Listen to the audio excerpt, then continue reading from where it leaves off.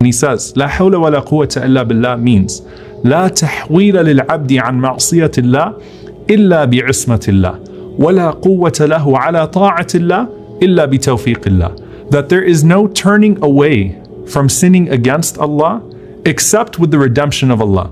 And there is no strength to worship Allah except by being given the ability to do so by Allah. So it's Allah who changes states.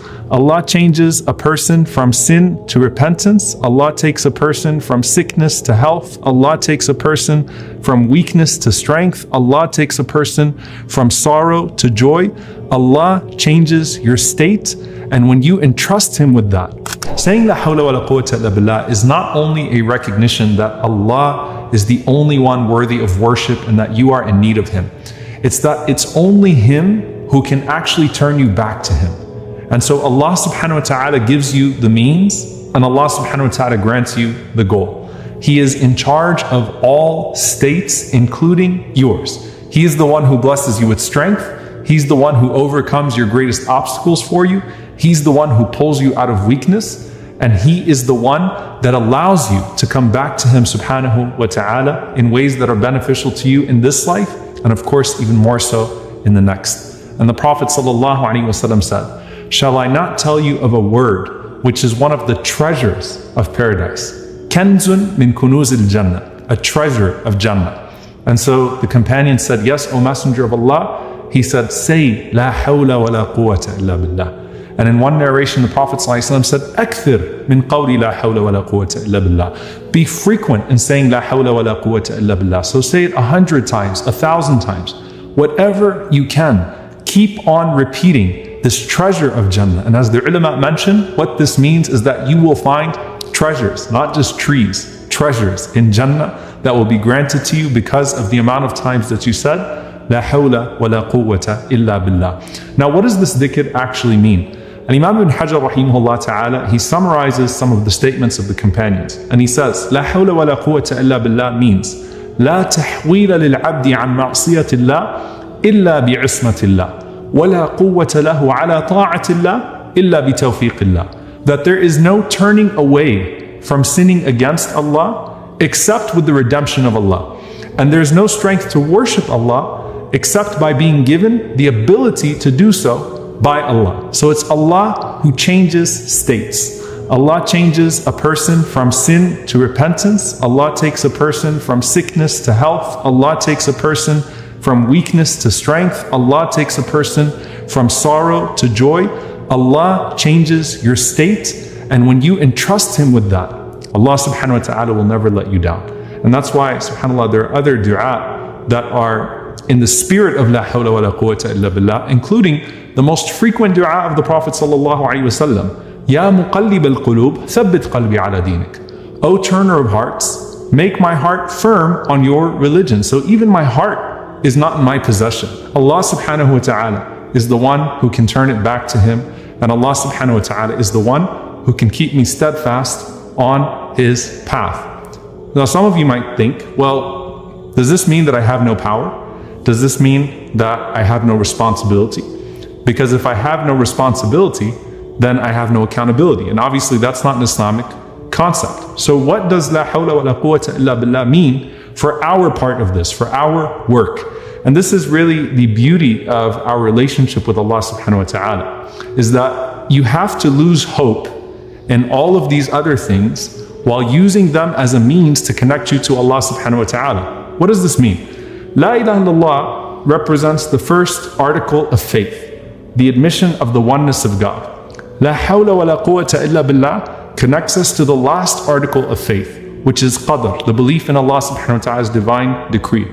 It's complete taslim to the decree of Allah, complete submission to the decree of Allah, which is why the Prophet ﷺ said in one narration that if a person says La hawla wa la quwwata illa billah, Allah says, Aslama abdi wastaslam. My servant has resigned and submitted himself to me. And so you do all of the things that are necessary to elevate yourself, to bring yourself to the positions of happiness that you seek in this life, to positions of strength, and to ultimately a position of salvation. But you recognize as you are engaging those means that it's only Allah subhanahu wa ta'ala who could bless those means and provide for you and bring you to where you need to be. And that's why you submit yourself even as you fully work. And this is something that represents our relationship with Allah subhanahu wa ta'ala from the very moment that we set foot out of our doors. The Prophet sallallahu alaihi wasallam said that when a person leaves their home and says, Bismillah, tawakkaltu ala Allah, wa la hawla wa la quwwata illa billah. With the name of Allah, I put my trust in Allah, and there is no power or strength except with Allah, that the angels respond. And the angels say, Hudita wa kufita wa waqita. That you are guided, you are defended, and you are protected. And then the shayateen, they flee from that person, and they say to each other as they're walking away from you, how can you deal with a person who has been guided, defended, and protected? And so it's your protective shield as you leave your house, that as you go to take yourself to a position of goodness, you know that Allah subhanahu wa ta'ala is going to be your ultimate protector. And the most noble place to go with this transformed being of yours and this perspective is to the masjid. And that's why when we respond to the call of salah, when we hear Hayya ala salah, Hayya ala al-falah, come to the prayer, come to success, we respond with La hawla wa la quwwata illa billah. That there is no power or no strength except with Allah subhanahu wa ta'ala. Meaning, it's only Allah azza wa jal who can bring me to success. It's only Allah who can bring me to salah. Now, I don't make any excuses. I wake myself up. I do my best to go out. But I know that at the end of the day, Allah is the one who grants me the means of success.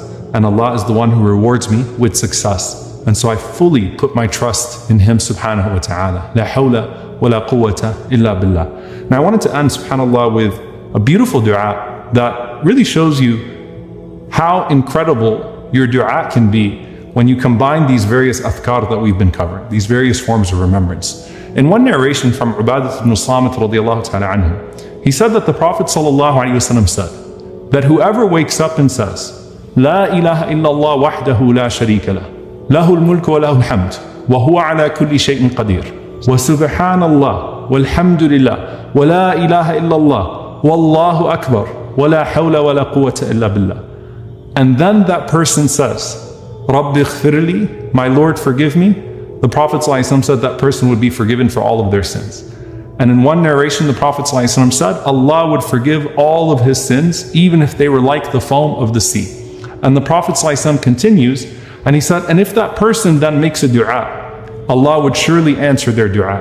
And if that person gets up from bed and makes wudu and then prays, Allah would surely accept their prayer. And so all of these adhkar, in and of themselves, they are treasures and trees in Jannah. So what is it like when you start to mix these adhkar together and acknowledge fully the power of Allah subhanahu wa ta'ala over you and your dependence upon Him, and then seek prosperity in this life and forgiveness for the hereafter, after which the entrance is into Jannatul Firdaus with our Prophet sallallahu alaihi wasallam.